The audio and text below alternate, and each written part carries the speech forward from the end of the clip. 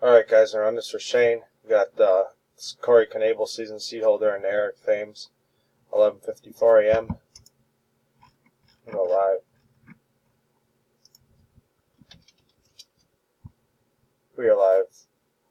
11:54 a.m. 11:54. Grab the list.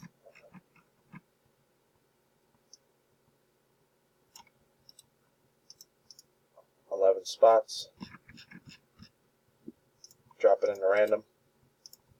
11 entries. Jay on the bottom, Jason on top. Roll 2 dice, 5 or higher.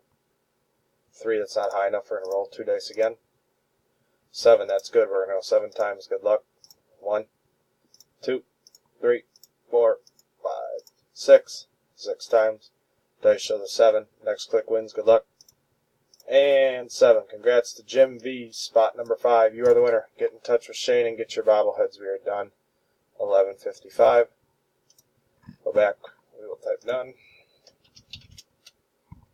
We are done. 11:55.